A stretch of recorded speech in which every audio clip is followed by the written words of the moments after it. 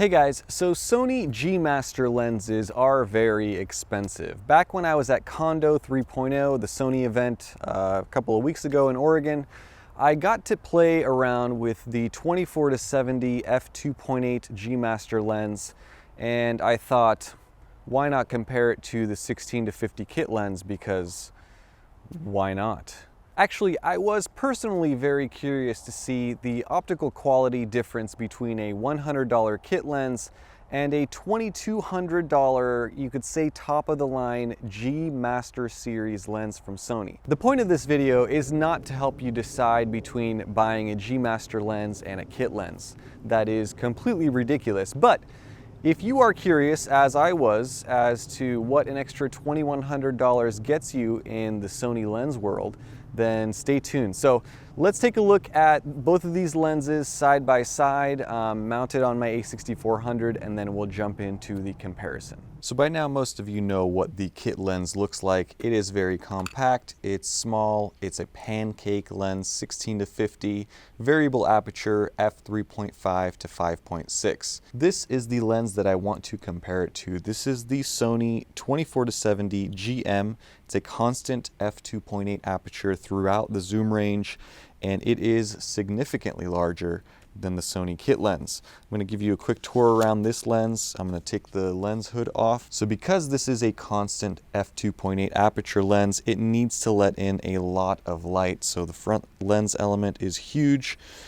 You can see around the back you have a full frame cutout because this is again a full frame lens, fully compatible with all of Sony's autofocusing systems, including continuous eye autofocus.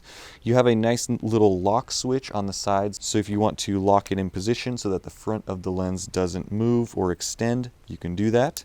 You can unlock it. Here is the zoom ring, 24-70. You can see how much it moves there.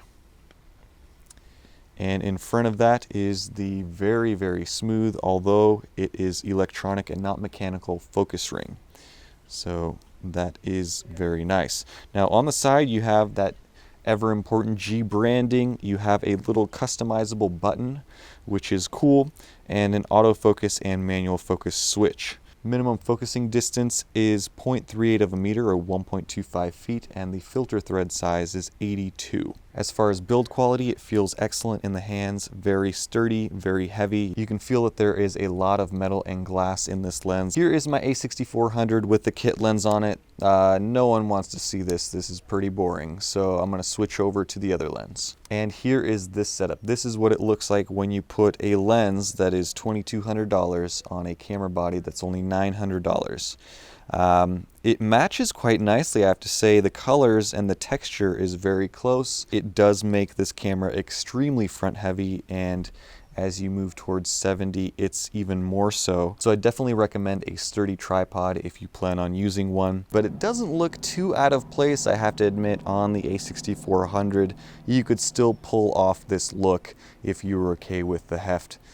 This is definitely not an easy lens to travel with or to pack with you because it does weigh a significant amount, and you can see here that it takes up quite a bit of space. And now the moment that we've all been waiting for: how does the 24-70 f2.8 G Master lens compare to the 16-50 variable aperture super cheap kit lens?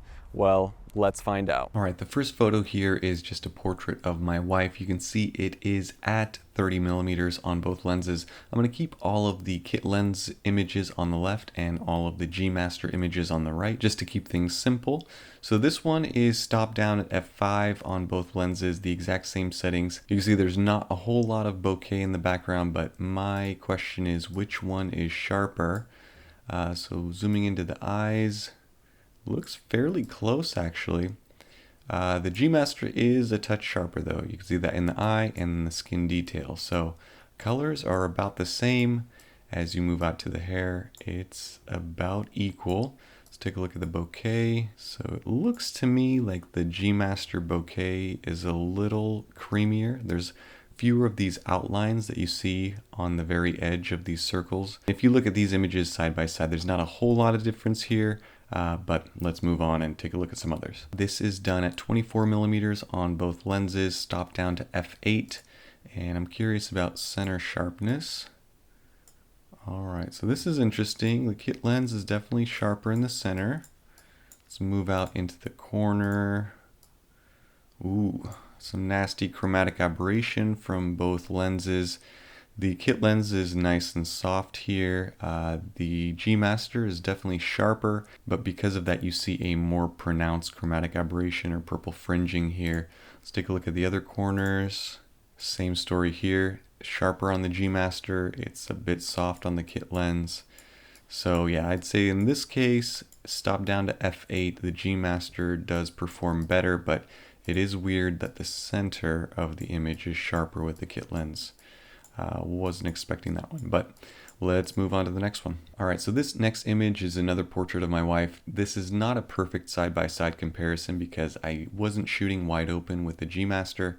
So this is f5.6 with ISO 500 1/40 versus the exact same settings except f3.5. So just to demonstrate how much more light the G Master is letting in. So the image from the kit lens is definitely too dark, underexposed. And then if you look at the image on the right, there is a significant improvement in light, and it is also a sharper image. If you were to shoot the G Master at f2.8, this difference between these two images would be even more pronounced. So, all right, next up is another landscape shot, this time at f5. And I shoot a lot of trees just like this because it's easy to tell sharpness and detail when you are looking at tree branches side by side. So the kit lens, again in the center, looks nice and sharp here. I'd say it edges out maybe a little bit. I mean, they're pretty close though. Let's take a look at the corner. I'm going to expect the exact same thing. So a little bit softer with the kit lens, chromatic aberration with both lenses, but the G Master is definitely sharper in the corners. Same story here. And just for fun, we'll check out this corner. So this one isn't exactly great on either lens. Again, chromatic aberration. So if you're not zooming in, I mean, there's not a whole lot of difference here, to be honest. But if you are taking a look at corner sharpness for landscapes at f5, the G Master is definitely the better lens. Also, the colors on the kit lens look a little bit warmer in my eyes. But that might be the camera just adjusting for colors because the camera body does a whole lot of correction for distortion, vignetting, and colors. So just something to be aware about. So this next portrait is of my wife and baby boy. Now what I did here is I just shot both of the lenses in aperture priority. So wide open at f5.6 because that's what the lens does, the kit lens does at 50 millimeters. And then at 51 millimeters on the G Master at f2.8.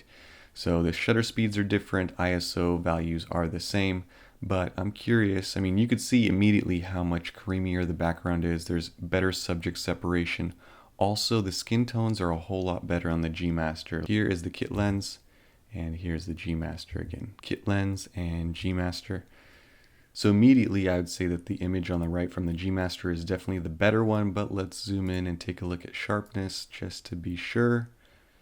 And sure enough, if you look at the eyes, the G Master is definitely noticeably sharper. Also, the skin, you can see a lot more detail with the G Master lens. So take a look at the bokeh. Very busy. f5.6 isn't great for bokeh. f2.8 is a whole lot better. And I'd say for the kit lens, 50 millimeters is definitely not its strong suit. Here's another portrait demonstrating kind of the same thing. So f5.6 at 50 millimeters versus f2.8 at 51. You can see how much better the background separation is from the G Master. Let's take a look at sharpness. G Master is definitely noticeably sharper. It's not a huge difference, but it is significant if you are zooming in and taking a look at pixels like this. So this next shot is a little bit interesting. So done at 30 millimeters, f5 on both lenses, same settings. You can see again how much warmer the kit lens is. I'd say that the G Master colors are more realistic as far as what your eye is seeing, but I do like the warmer tones of the kit lens here. Zooming in as far as sharpness, I'd say they are about equal here, and then the background is nice and creamy on both, but again you see more of those outlines around the bokeh balls with the kit lens, whereas the G Master just has a nice and smooth bokeh. Here is a close-up portrait done at 35mm on both lenses. Same settings. Well, I tried to do the same settings, but it's f5 on the G Master versus f5.6 on the kit lens. But either way, we'll take a look at sharpness and see which one is better. So pretty easy here. G Master all the way, definitely sharper in the eyes. No question about it. More detail in the skin around the eyes as well. So this one is definitely a win for the G Master. I wouldn't say it's $2,000 better, but it is definitely sharper. So the last shot here is another landscape. This one is done at f8. Same settings, 36mm and 35mm on the G Master. Let's take a look at just sharpness in the center. Again, slightly warmer colors with the kit lens. Sharpness is about equal though. Maybe slight advantage to the G Master, but not by much. Let's take a look at the corners.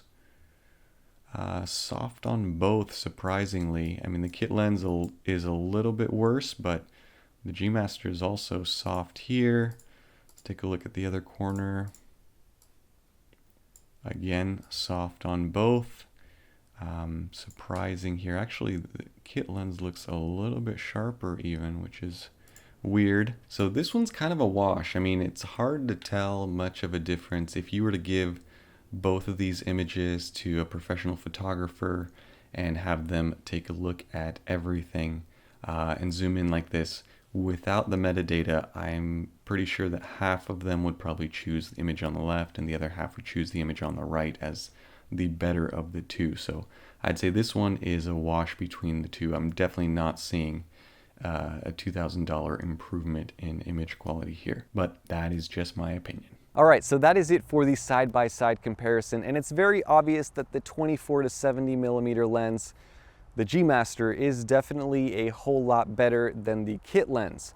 Now, I was expecting that. If the kit lens beat the G Master, then I don't know what I would do. All hope would be lost in Sony lenses. But it was interesting to see just how much of a difference and how little of a difference there was in certain situations. Now, again, you're not going to be cross-shopping these two lenses. That's not the point of this video. And the price difference really doesn't only have to do with the optical quality that you're getting. The G Master lens is dust and moisture resistant. It's way better built. It has way more elements. The aperture blade design is better. The focusing motor is better. It has the customizable button, has a smoother focus ring, and there are a bunch of other reasons why the G Master carries the higher price tag. Now, what was interesting to me is I also did a comparison as far as autofocus, and what I found was the kit lens was a little bit more abrupt when it came to focusing, whereas the G Master lens was nice and smooth. It looked a little bit more cinematic, so it wins points in that regard as well. What I found most interesting in my side-by-side samples was to see how much chromatic aberration still came through with the G Master lens. When I was reading all about it, there was a lot of literature about how Sony used special coatings and did special things to tweak and improve the chromatic aberration with the lens, and it essentially made it sound like there wouldn't be any chromatic aberration with the G Master, which, as you've all seen, was not the case. So at the end of the day, while the 24 to 70 G Master lens is certainly better than the 16 to 50 kit lens, it's really not a viable alternative for a kit lens or for one of the many other walk-around lenses available for Sony APS-C. It's really not intended for APS-C at all. It's not intended for APS-C from a size standpoint, nor from a budget standpoint. So please, please do not go out there and buy a 24 to 70 G Master lens based on this video. If you have an APS-C camera, don't do it. If you have a full frame, you can probably go out and do it. But for APS-C, hold out for the 16 to 55mm, which is launching here in about a month. I'm curious to see what that will look like in a side-by-side comparison with the kit lens. Hopefully it will be as good, if not a little bit better than what we saw from the G Master. Crossing my fingers on that one. So that is it for this video. Hope you guys enjoyed it and learned something. Let me know down in the comments what you guys thought of the side-by-side comparison, because I'm curious. are Sony lenses a little bit too expensive for the optical quality that you're getting? That's the question of the day. Stay tuned for more. I'm very excited for the new releases that Sony is coming out with, and I have a bunch of other videos coming up in the near future in between now and when those products are actually going to be delivered. So thank you guys so much for all of your likes, comments, and support. Stay tuned for more, and have a nice day. Bye-bye.